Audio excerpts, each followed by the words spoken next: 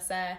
Today we are talking all about sugar, and specifically I'm going to share 5 different ways to help you cut back on the sugar in your diet.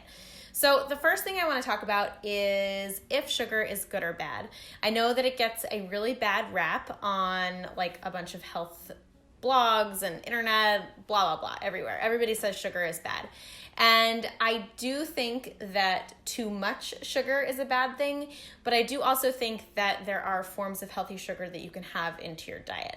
I think it's one of those things that you really do need to moderate. It's a proven thing to cause things like heart disease. It causes weight gain. It causes imbalances in blood sugar, which can cause hormone disruptions. So it is really, there are things if you overdo it that it can really complicate. But what I think the main problem is that there's just generally too much sugar in our modern diets as it stands. Sugar is literally hiding everywhere in our world today.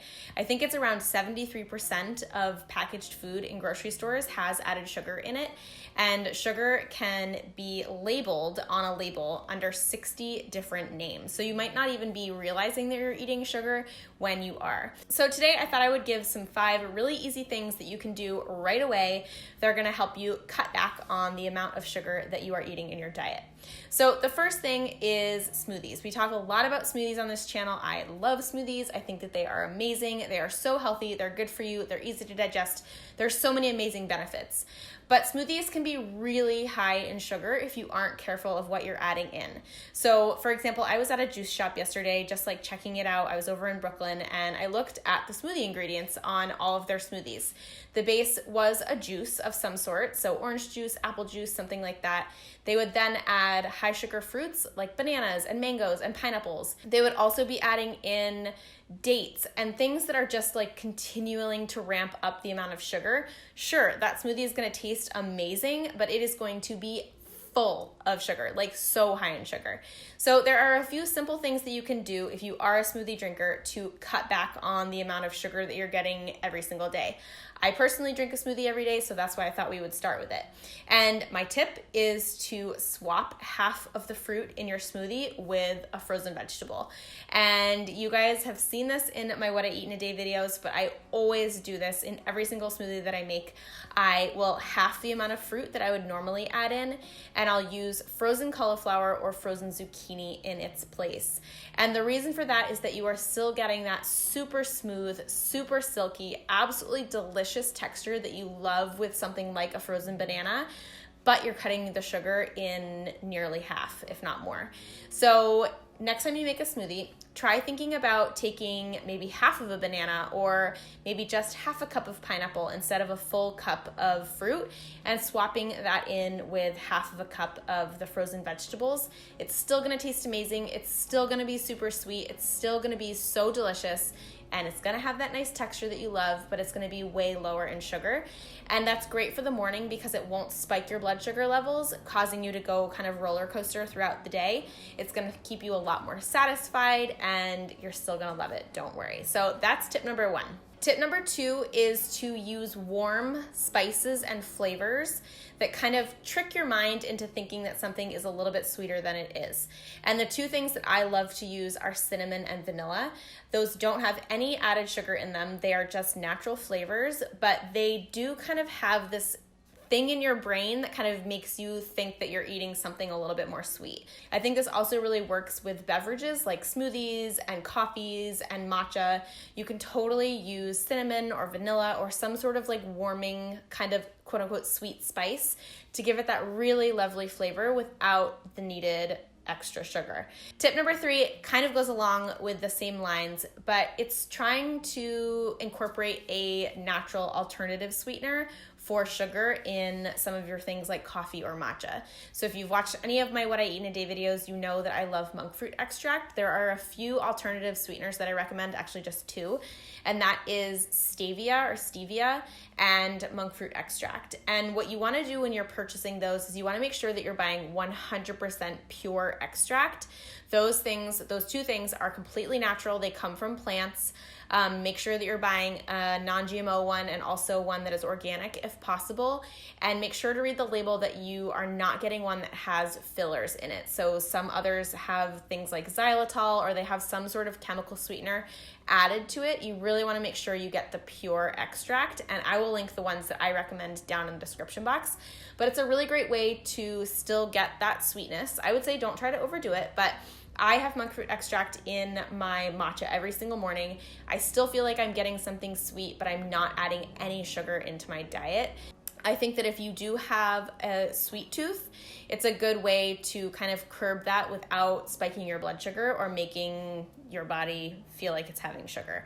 So monk fruit extract and stevia are the two alternative sweeteners that I recommend. If you're interested in learning more about artificial sweeteners in general, I actually have an article on my blog that talks about if they're healthy or not. Hint, they're not. Things like Splenda and Sweet and Low. So I'll link that down for you below. I'll also pop it up here for you, and you can read more about artificial sweeteners. So that's tip number 3. Tip number 4 is to enjoy dark chocolate. So yes, dark chocolate has sugar in it, but that's okay. What I say to people who are interested in cutting back on sugar in their diet is, instead of having your standard dessert at night, maybe that's 2 cookies, maybe it's 1 cookie, maybe it's a bowl of ice cream, whatever it is, instead of having that like bigger, higher sugar dessert, try just having a square of super dark chocolate. I recommend going 70% or darker in your chocolate. That means that you're having a higher percentage of cacao to sugar. And it's still gonna be sweet. It's still gonna kind of satisfy that sugar craving that you get. I have a piece of dark chocolate every single night, usually 2 squares of dark chocolate every single night, and I have for years. And there's also health benefits to dark chocolate. There's high in antioxidants, tastes delicious. It gets you that kind of sugar craving, but it is satisfying. And if you just break off like 2 little squares and you keep yourself to those 2 little squares, you're really not getting that much added sugar. So if you're somebody that gets a lot of sugar cravings after dinner, or you're trying to curb the amount of dessert that you're having at night, this is a really good solution because you're still getting that sweet hit and you're still eating something sweet, which I personally just love ending my day with something sweet, which I think is totally fine, but you're able to kind of cut back on the amount of added sugar that you're eating. And tip number 5 has nothing to do with sugar, really. It's more to curb the cravings that you get. So I have a huge sweet tooth. I get cravings after lunch and I get cravings after dinner. And instead of immediately reaching for something sweet, what I first do is make myself a cup of tea. And I know that this sounds kind of like boring or lame, but tea is amazing because it comes in so many different flavors. So you can buy really fruity teas, things like a zinger, like a raspberry zinger, or they have orange zinger. They have really fruity teas. They also have ginger tea and lemon tea and mint tea. And those can kind of give you that same sense of having like a treat because you're tasting something kind of fruity or sweet or flavorful even, but it doesn't have any sugar in it. And I like to do that after lunch. I always make myself a cup of tea after lunch, and I really find that the craving, even though I'm craving like a cookie, which sometimes I'll eat, but most of the time I just make myself a cup of tea and that craving goes away. So if you are a big dessert person, I honestly just recommend like going to the store and picking up a bunch of fun flavored and fun sounding teas.